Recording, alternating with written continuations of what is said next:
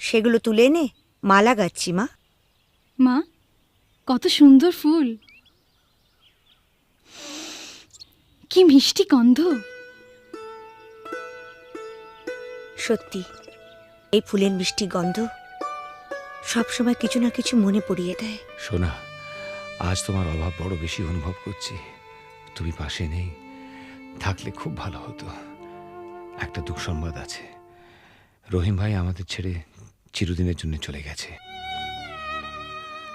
যাবার সময় সে ছিল নিঃসঙ্গ, একা, পাশে কেউ ছিল না।